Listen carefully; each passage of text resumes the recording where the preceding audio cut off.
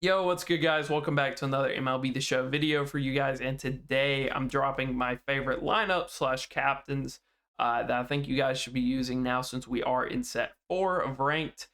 So all cards are eligible again, all captains are eligible again, and a lot of you guys are curious as to what I think the best lineup slash captains are to run. So, real quick before we get into it, I would urge you guys to like and subscribe. We're coming to the end of this game cycle. If you want to stay up to date with this game and future MLB The Shows, I would urge you to join the channel. And yeah, let's go ahead and hop into it. Also, real quick, happy Thanksgiving for my guys in the United States. Hopefully you guys are having a absolutely great day. And yeah, let's go ahead and hop into it. So this is just best lineup in the game. I don't think you need to run a captain boost. If you just have the best cards at every position, I think there is a very good argument for that just being the best team. A lot of people have kind of had this argument throughout the year. And I don't think that was true, especially with glitched captains being a thing for a while. But now since that's gone, I think you can make that argument. You can see left field, Mickey Mantle, basically a perfect card. Mike Trout, center field, basically a perfect card. Acuna, right field, basically a perfect card. Around the infield, this will be the new 99 Jose Ramirez. I just got to get him. It's hard to get XP if you're not playing ranked or BR. So he's on the way, but we're not there yet. Shortstop's got to be Lindor, switch hitter, one of the better swings. Relatively fast, good enough defense. It's not crazy because he is kind of short. He also doesn't have a great arm, so compare and contrast with somebody like Ellie. Ellie's still gonna be better, even though he's like a gold card. But this Lindor gets the job done. Second base, I think it's Ketel Marte. If you want to argue that you like Polanco more, you can. I think I like Marte's height at second base more. I think I like his swing more as a switch hitter. And then when you look at him stat wise, he's just basically perfect there. First base for me is David Fry. You might call me crazy for that. I think he has one of the best righty swings in the game. It's very Real Muto-esque, or kind of like Will Smith slash Mike Trout, light in a way. And then when you look at his wheelhouse, he is absolutely insane. If you think I'm lying, 18 games, 700 batting average with 6 home runs. No joke. Big fan of David Fry. If you haven't tried him out, I would urge you to for sure. Catcher, you could run David Fry there and run the Santana at first. You could run this Adley Rutschman if you really like him. You could even run this Carlos, and he'd probably still be good enough. Craig Biggio is another good option, but the power is a little lackluster. And then you have everybody's favorite, Jorge Posada. I'm sure you guys have used him throughout the year. He's very good. And then DH for me is Mookie Betts, just because he's not going to be as good in the outfield or at second base as a lot of these other guys. If you want to maybe make the argument for him at shortstop because of the arm, I would hear that out. Other cards to think about, Brian Reynolds would be really cool. If for some reason you don't like Mookie Betts or don't have one of these top tier outfielders, the only real problem with him is the defense is just not very good. But he should have a good enough bat to make up for it. Switch hitter, I think he's got one of the best swings in the game as well, so that helps him out for sure. And then you also have tried and true Jimmy Rollins. I think he's a really good option also. Best rotation in the game, true to my tier list. I always give you guys my unfiltered thoughts here. I think this is the best rotation you can be running. John's the best pitcher in the game. Randy's pitcher 2, and then you just kind of have everybody else. DeGrom's pretty good because of outlier and the hard slider. Gibson's pretty good because of the hard slider, the changeup, and the outlier fastball. And then Kerry Wood, can't really go wrong with the starting pitching version of Rob Dibble. So that's a pretty good little rotation there. And then bullpen-wise, I think Raleigh has been crazy all year. He's still very good. Has the speed differentials you need to kind of miss bats. Bard, for my money, best outlier sinker in the game. Brooks Raley, and he throws a hard slider. Raley, brutal lefty-lefty. Mason Miller, very good with his new pitch mix. Probably will struggle on the All-Star just because the speed differentials aren't really there. But once you get Hall of Fame legend, he should be gross. Aaron Loop, good lefty-lefty guy. Also can pitch righties and not get absolutely shelled.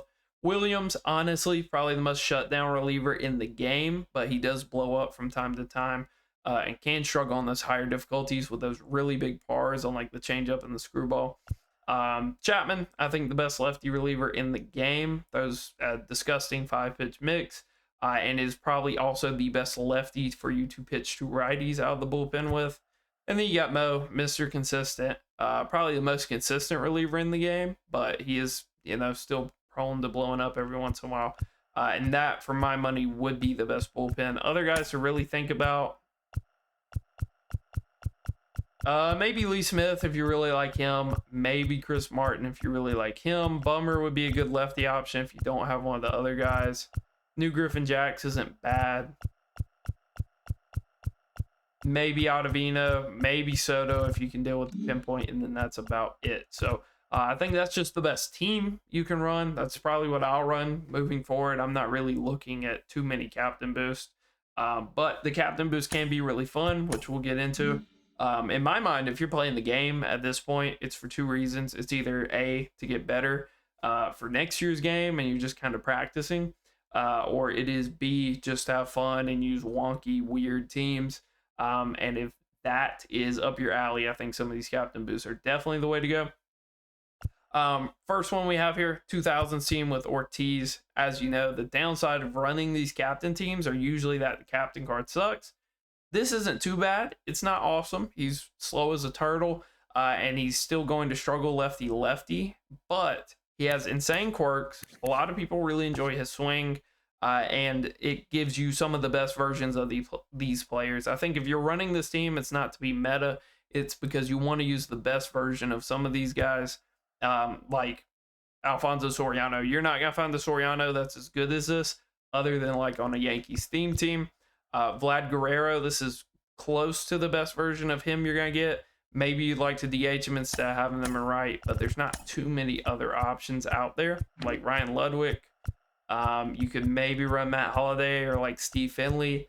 But for my money, I would probably just run Vlad over all of them. Mike Cameron in center field. If you guys really like that 97 that came out with Jacob deGrom a while ago, no reason to not run this card. You can see 125 clutch, 125 contact right, basically max out contact left, or max out power right, and then really good power left. The only problem is the speed is not ideal, but you would hope that the 99 reaction makes up for it, especially if you start to put some parallels on him. And then left field, for me, it's Torrey Hunter. I think he's one of the more underrated cards every single year on this game. Not a bad swing by any means, and you look at this wheel, it's pretty good. The speed's a little lackluster, similar to Mike Cameron, but you should be able to make it work. David Wright, basically perfect at third base, other than, maybe you want a switch hitter, maybe you do want Chipper Jones, or Jose Ramirez, but next to that, David Wright's basically the best you're going to get. You can see shortstop, Rollins benefits a lot from this team boost. He gets way more power right. Pudge, this is not true to this team boost because I also have a captain. I'm going to go over some pitching captains for you guys. So this is including the 2000 team and the no-hitter captain. Has some nice synergy here to get Pudge to statistically the best catcher in the game. And then I also have Jorge Posada over here, who looks pretty good with this. Gives him a lot more power right, which is kind of one of the gripes about Posada, so this helps him out a ton. And then the other options, you got Brian Roberts. If you want another switch hitter in the lineup, helps him out a lot with power. A lot of people want to go back to this card because he was really good in season 1, and they kind of have nostalgia about him. I think you're in for a rude awakening with like that 80 power. So the fact that you kind of patch that up, get to 105 against righties, definitely helps him. Mike Lau, I mean, this is hilarious. Look at this wheel. It's one of the best cards in the game on this team. Adrian Beltre also looks very good if you either don't have David Wright or you don't like his swing, similar to me. You might prefer to use Adrian Beltre. And then Rich Arulia, can't go wrong with this card. A lot of people really enjoyed his collection reward at the start of the year. If that was you, this Rich Arulia looks insane on paper. Maybe like a little more speed, but overall just a very good card there. And then we have the no-hitter captain. So other than boosting some hitters slash catchers that call perfect games, it also boosts pitchers. And you can see that a lot of these guys already have very high hits, so it's not benefiting them a ton. But for a guy like Al Leiter, it's a big difference. If you run Fernando, it makes a big difference on him. He looks absolutely nasty. Seaver, probably good on that. Bob Gibson would benefit a good amount from this, not a ton. but he would gain about 15, 17 hits through 9, something like that.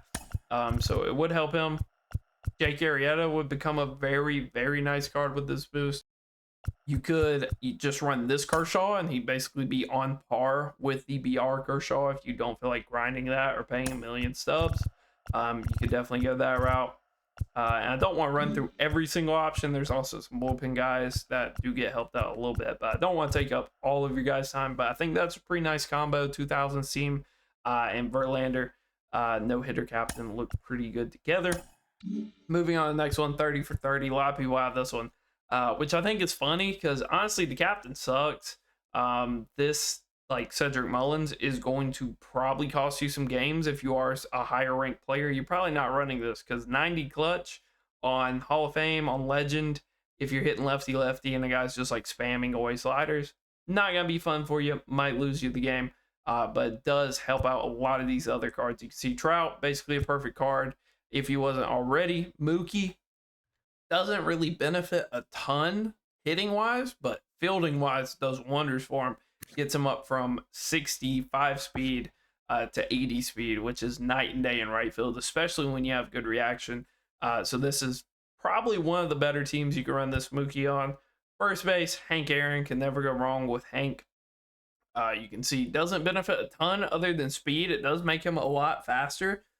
So if you are somebody that just wants to kind of degen out with a really fast team, this is going to be one of your better options to do that. You can see Lindor gets a lot better with this boost. You can see Rollins doesn't benefit a ton. I don't know if he really gains anything with this boost, but it's not bad. This J-Ram I have in, the 99 will make this team, and he'll be even better than this. But you can see how crazy this J-Ram is. Very small strike zone if you like that. Switch hitter with, in my opinion, the best swing in the entire game. So can't go wrong with that. And then DH, I have Ohtani just because look at that wheel. That is approaching Mike Lowell power levels, which is funny to say. But he's a good mix there. And then you can see we have Contreras at catcher. Looks very good. Does not make the team boost. There's no catchers that I know of that make the team boost.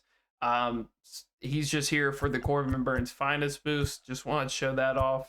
I will show off another version of that in the future.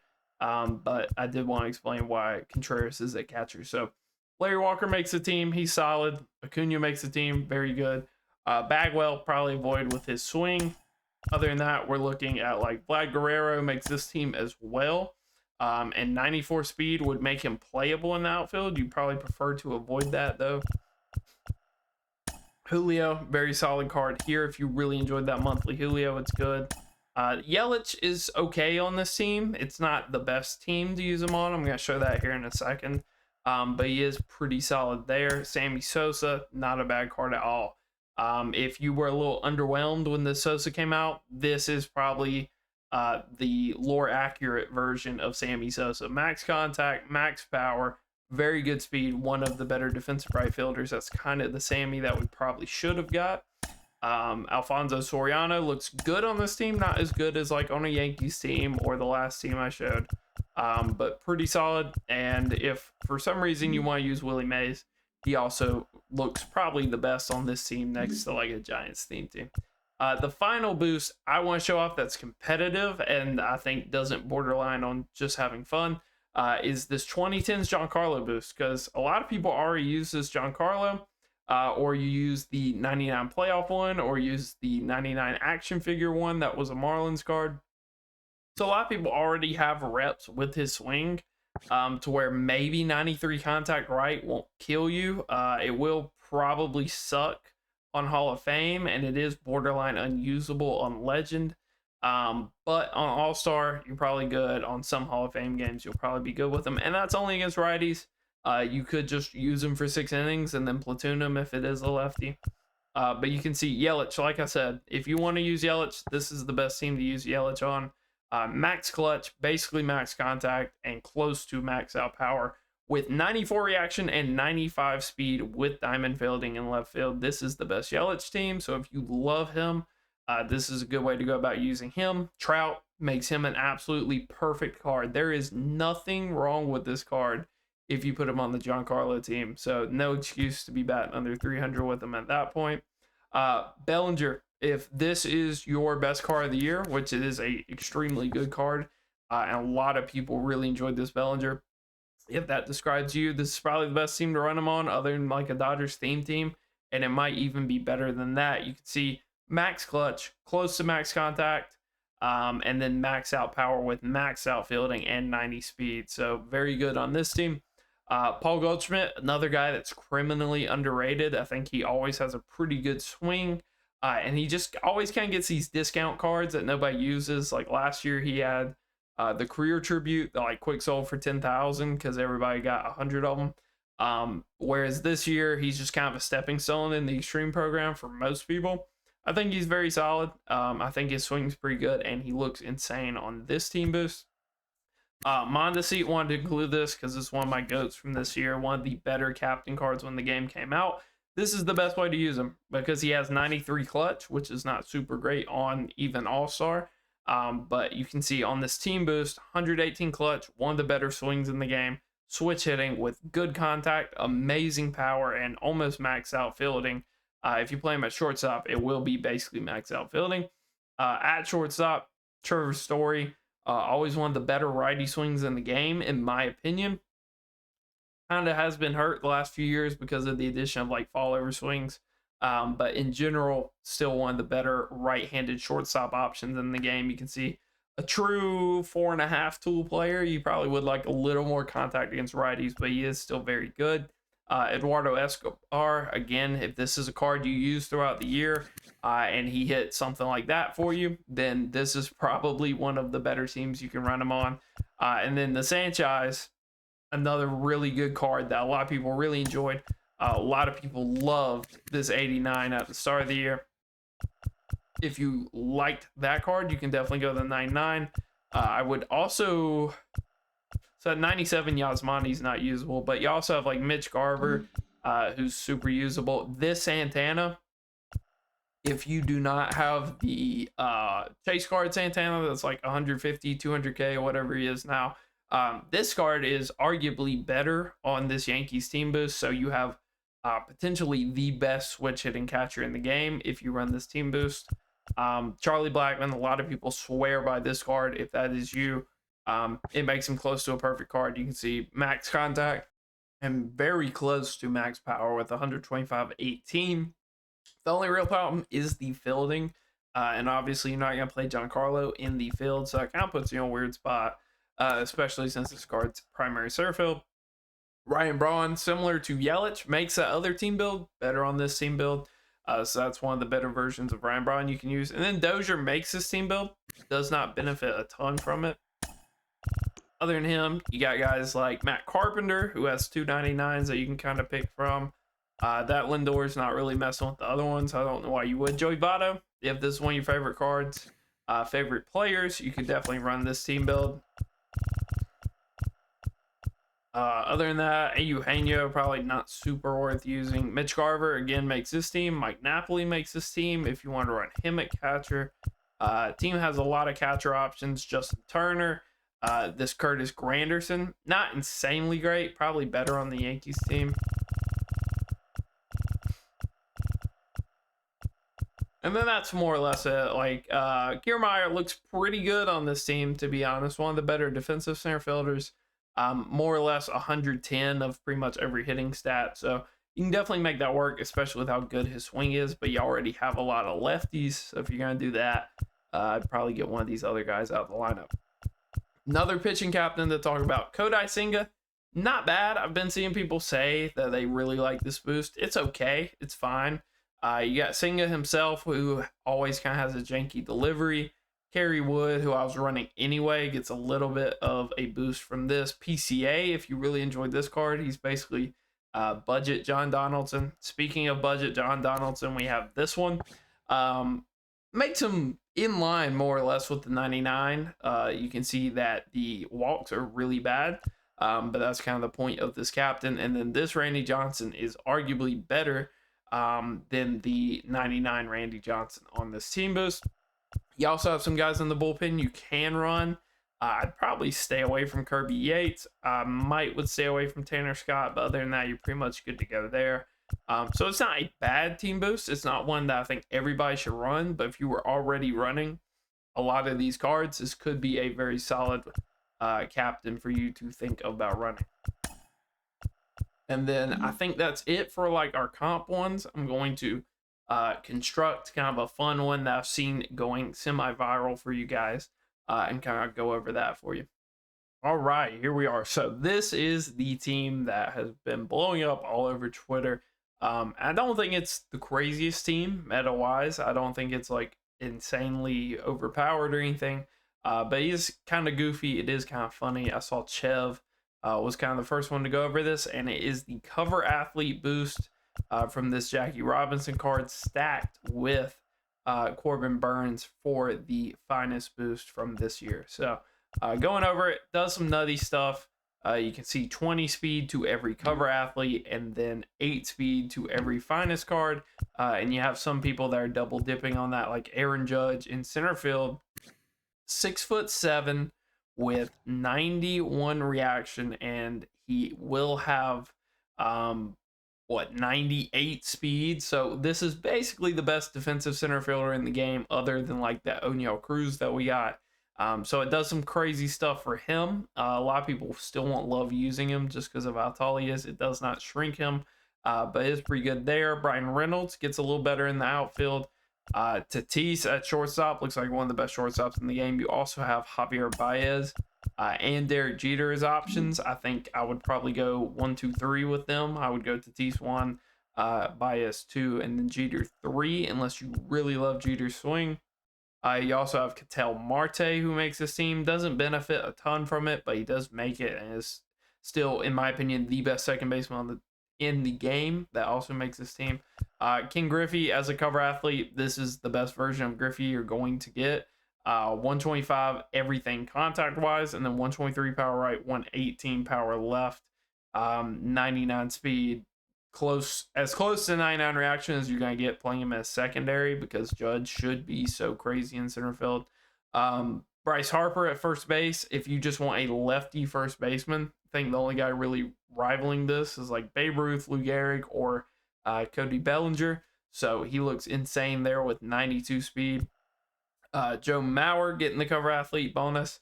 You can see a little bit, on the lower side power wise, but 84 speed at catcher. I know there's a lot of people that do care about catcher speed. So there you go. Also have, one of the best defensive catchers of all time behind the plate. Doesn't hurt. Santander gets the... Oh, sorry, got choked up. Santander gets to the boost. You can see doesn't benefit a ton. Gets a little bit faster.